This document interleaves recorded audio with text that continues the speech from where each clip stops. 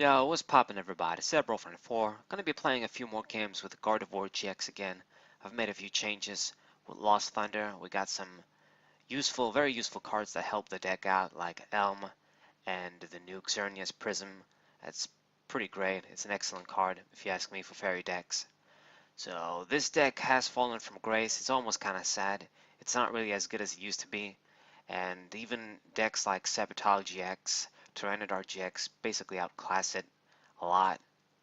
They can do a lot of little tricks and stuff that sort of set it apart from Gardevoir.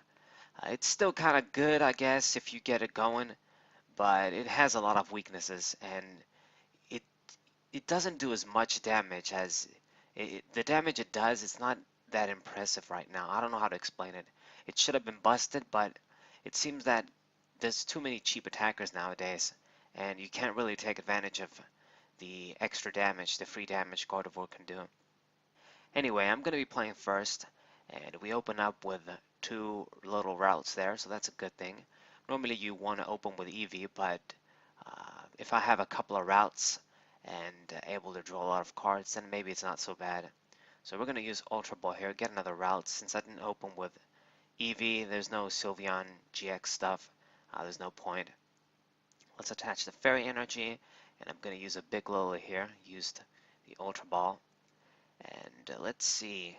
We have an Eevee, we have a Curlia, got a Sylveon. So let's play down the Eevee, and just to evolve it into Sylveon. You never know if I use it, but just to get that out of the way. And with Netball, what are we gonna do here? Let's grab, I guess, another Eevee. There's not really much I can grab, um, or not. Yeah, the space is pretty valuable in a deck like this. You don't want to have multiple EVs for Sylveon GXs for no reason. I'm just going to save the space for something like Tapu Lele and perhaps Oricorio when we draw it. So that's why I decided not to get another EV since we have one. But anyway, my opponent is playing some sort of a Buzzwole variant. It's got this basic Buzzwole there, Forbidden Light. Has been such a defining card, and gonna use Guzma right from the beginning, get the EV, which I guess, you know, if I was a prophet and saw that coming, I would have benched the other one, but it doesn't really matter. If you don't open with EV and you don't really have a great way to switch, I don't see the point of just, you know, retreating, losing energies, trying to attack and search that way. Let's see, we're gonna use Mystery Treasure and get my Oricorio here. It really sucks that I gotta do this, but we gotta add the psychic, the fairy energies that way. So let's grab two energies and attach one. And on the active, and I'm gonna use a copycat here. And let's hope we see like a Gardevoir with the rare candy. And we do. Sometimes you gotta do this sort of risk plays. Just hope you draw into whatever you need. So it worked out. Now I didn't attach the DC because I know that even with the DC, I'm not getting a KO here. I mean, actually, when you think about this, we did see a Fairy Energy too, so maybe that was a misplay on my part. If I actually had a DC on, I think I would have won. It would have been, yeah, it would have been 150. So I guess my opponent survived. So the game will go on. I would have gotten a KO there, and I would have won. But anyways, game is still gonna go on. I wouldn't be showing it if it was just one turn of me killing somebody and that's it. And it's gonna play down the Rockruff there. So this is a variant that runs the Lycanroc GX. I'm guessing the one that pulls, of course. Bloodthirsty Eyes, and has a fighting energy on too. That Pokemon is pretty nasty against Gardevoir. Gardevoir hates it, and you know, one of the things that we can take advantage with Gardevoir is our higher HP since we're Stage 2 GX. And that Lycanroc GX, it can use the attack and the GX attack and just get the free KO anyway. I'm gonna have to eventually fill my bench. This is gonna be something we're gonna have to play down. Okay, so let's use the field blower just so that I don't give him any more searches. It's already a minus because they already get the plus, but just not let them get any more Pokemon like Diancie, since he got the Buzzwole, she got the Buzzwole, it's a girl. I'm too used to saying he. And we get our KO there, get our new Xerneas Prism from our prizes. This Pokemon is very good. It just gives you a lot of flexibility, a good attack as well. It's got the same attack as the Crimson Invasion Xerneas, basically with more damage, 30 more damage, same attack. So, you use this one. There's no reason not to. And let's see here. My opponent got the Diancie, filled his bench up with fighting Pokemon, and she seems to be running 3 Rockruff, so I guess more Lycanroc GXs. It's pretty interesting. We're going to play down the Xerneas. I thought I was the only crazy guy that just maxed out Rockruffs and Lycanrocs, but anyways, this might be a different deck. And I use Looker here, and unfortunately we don't really see shit. Man, I was an idiot. I probably should have just used Cynthia, but I always do idiotic stuff like this. What you want to see in this case is just an extra Gardevoir and energy so we can push for a one-hit knockout on this dude. But I am just going to be able to just do half damage. So we're just going to use a switch here and do a little combo.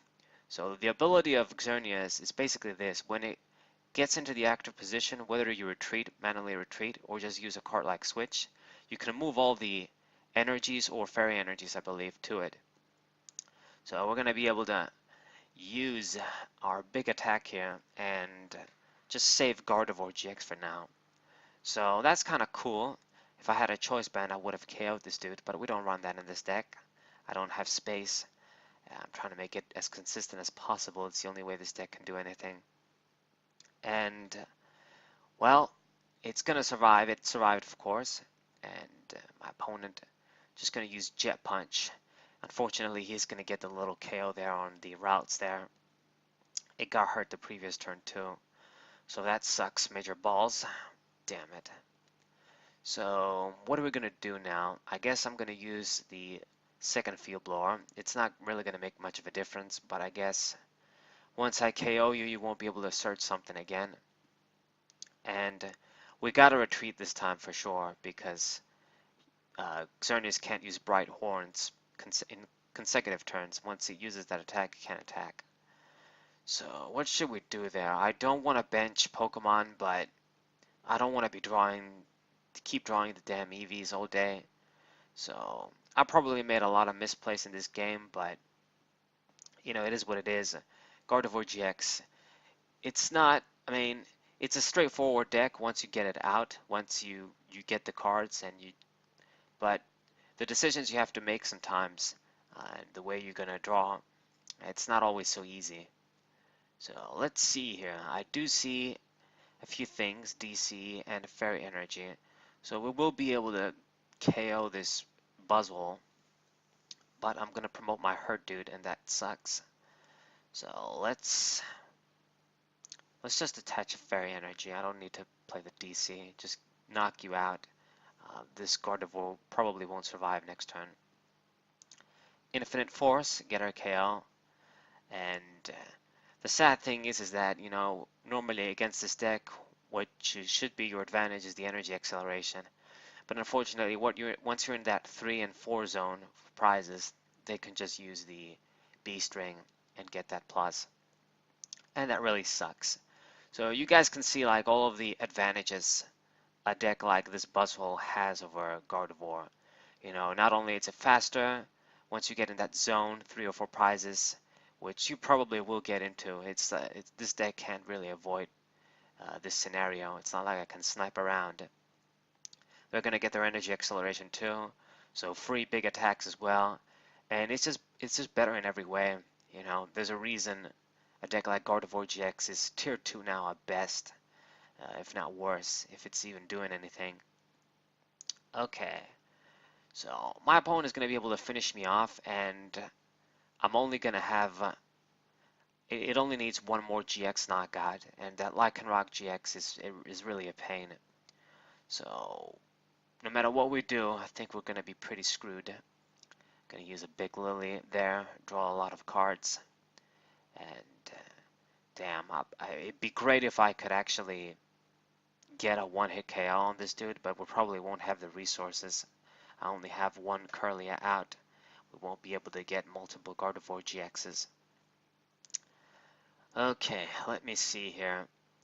So, yeah, there's no way I can get a KO, even if we attach a DC and a Fairy Energy. So, I don't see any way I can, like, win. Even if we KO'd this Buzzwole somehow, which we can't.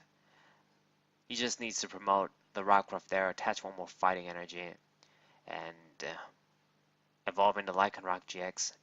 With such a big hand, I'm guessing she probably has it. She'll have it by next turn either way. So I make a silly play there, playing down the EV. If we didn't have it, then maybe we could have prevented ourselves from losing from the GX attack, but uh, it, it doesn't matter. I'm going to lose anyway. So let's just play our cards, get the routes there, play it down, and I can't win anyway. Like even if I attacked, I can't kill the Buzzwole. And then I'm at her mercy with all those Rockruffs there. They can evolve into Lycanroc GXs, and she can just kill me however she wants to. Basically, take her time. We only have one max potion in this deck. So here's my last dish on you. Do a lot of damage, and if you have Lycanroc, I lose, and you probably do. Here comes the Fighting Energy. Here comes Lycanroc GX, and it's GG. So we did try, but if everything doesn't go perfectly with this deck, it's difficult to win against these fighting decks and other decks. But anyways, I'm going to show more games with Gardevoir GX anyways. Hopefully we see a few that I win, I do well. But hope you guys enjoyed, hope you guys subscribe, leave a like, share this with your friends. Sceptile 4, what up?